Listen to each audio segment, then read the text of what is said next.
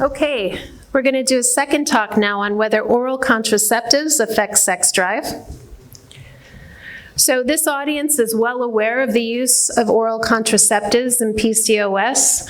They're with combined estrogen and progestin. It's the most commonly used intervention for regulating menstrual periods in women with PCOS. It's effective in treating hirsutism and acne by suppressing ovarian androgen production. It reduces endometrial hyperplasia. It protects against pregnancy and the like. And so we're going to consider its effects right now on libido.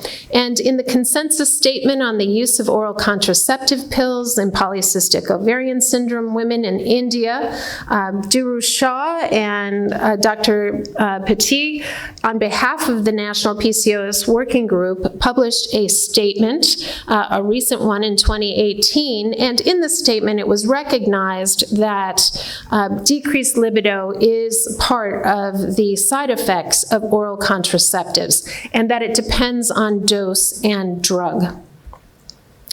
To address this issue, I turned to the European Society of Sexual Medicine statement on hormonal contraceptives and female sexuality, which reviewed the data on this issue in terms of levels of evidence, with level 1 being systematic reviews of randomized trials, and level 5 basically being it's my opinion. So these are criteria from the Oxford Center for Evidence-Based Levels of Evidence. So the first statement from this paper is that hormonal contraceptives can positively affect sexuality by different means. So this is the non-hormonal aspect of oral contraceptives.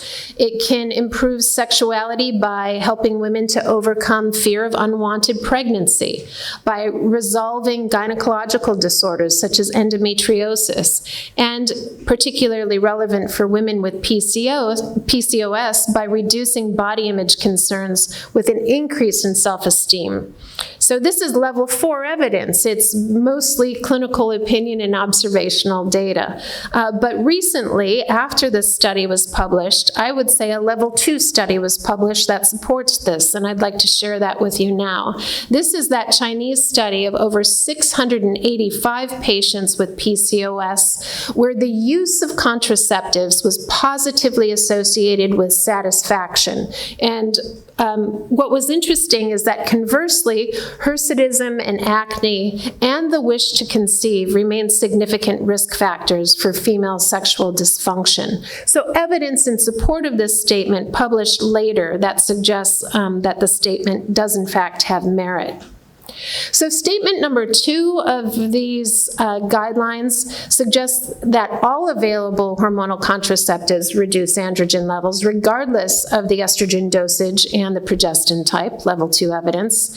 And that's because estrogens increase SHBG, and this can be enhanced or reduced by adding progestins depending on whether they're androgenic or anti-androgenic. And what's interesting is after withdrawal from oral contraceptives, up to 6 months later, levels of SHBG may not be normalized based on high-quality data.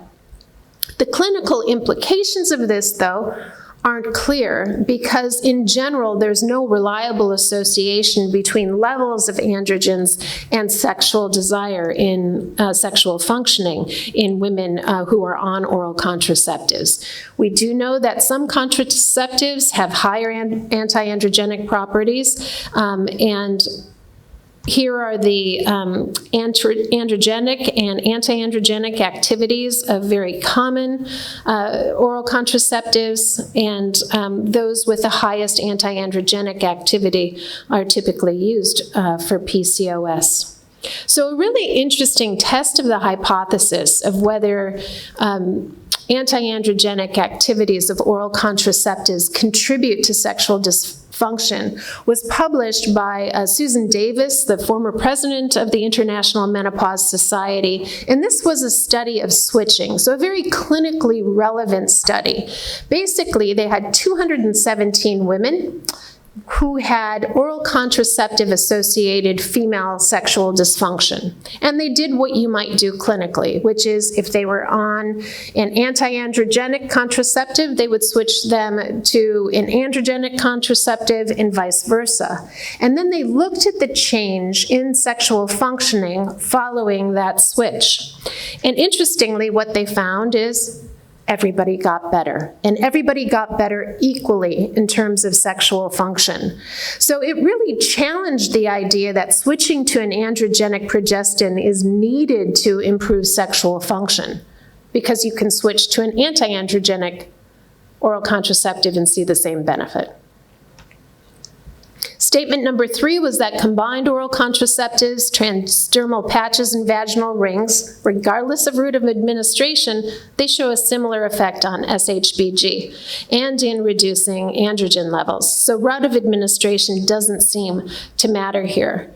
And they concluded that in most cases, the use of a combined oral contraceptive resulted in an increase or no change in sexual desire, level 2. However, importantly, despite the widespread use of oral contraceptives, there are very few randomized placebo-controlled trials. Now, I'm going to highlight a few studies that came out after this statement, which suggest that there may, in fact, be a small but detectable impact of oral contraceptives on sexual function. The mantra that it doesn't really matter in the big picture comes largely from the systematic review by Pasteur et al., who reviewed 36 studies of over 13,000 women, and basically they found a bell curve. 21% of women, when they went on oral contraceptives, reported an increase. Most women reported no change, and about 15% reported a decrease. About 20% of women noted a decrease in sexual desire. So that led to the idea that perhaps there's not much there. But if we look at those few randomized trials, they really quite reliably show a decrease in sexual function, including this study from Graham et al. Note that these are in women who'd been sterilized or whose partners had been vasectomized. They were randomly assigned to ethinylestradiol and norethindrine or a progestin-only intervention, and they were assessed after 4 months, and they showed a negative effect of the contraceptive pills, but not the progestin-only pill, interestingly, on sexuality, and in particular sexual interest. So randomized trial data. Similar effects were observed in a more recent study out of the Karolinska Institute in Stockholm. Large sample, 340 women, randomized to levonorgestrel and ethinylestradiol or placebo for 3 months. They looked at a standard measure of sexuality. They found no overall decrease in that measure. It was a trend, p less than 0.01. But on secondary outcomes, they found that OC use decreased desire, arousal, and pleasure, those subdomains of sexual function. But what they did in this study was really interesting. They actually asked if that had an effect on the sexual activity of the women in the study, and it didn't. So there was no change in sexual activity and no increase in personal distress associated with the use of the oral contraceptives, raising questions about the clinical significance of these changes that we see on the FSFI.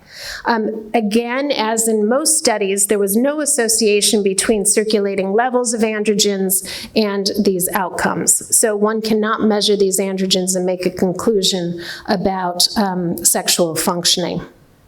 So what about observational studies? Well, the observational studies show no overall effect of oral contraceptives on the female sexual function index, so none overall. But if you look at the subdomains, it does show decreased sexual desire. So consistent with those randomized trials and with the Chinese study. So this suggests that, in fact, there may be a negative effect that is measurable both in observational and in randomized trials. A small effect, but a measurable one, and I think importantly, one that does not seem to impact sexual behavior. Statement number 5 is that studies on the effects of non-oral forms of hormonal contraception are scarce. We just don't know, precluding definite conclusions. There is one study by Battaglia that was published in 2014. These are in healthy non-PCOS young women. Oral contraceptives, drospirenone and ethinyl estradiol, small study, N of 22 compared to the vaginal ring. And the outcomes were hormone levels, scores on a sexuality questionnaire, as well as physical indices. So they looked at genital vascularization via color Doppler ultrasonography, and they also looked at clitoral volume, and those outcomes are quite interesting. So what they found is that SHBG increased and testosterone decreased in both groups.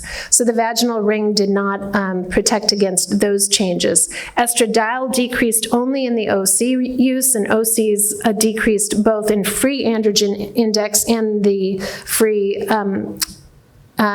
estrogen index more. So what about the sexual outcomes? Well, there was a decrease in both groups in the questionnaire, but the decrease was greater for oral contraceptives.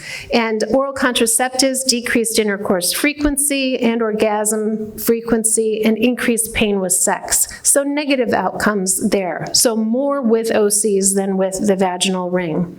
When one looked at objective structural changes, you saw the opposite of what happens in mid-cycle, in the periovulatory phase.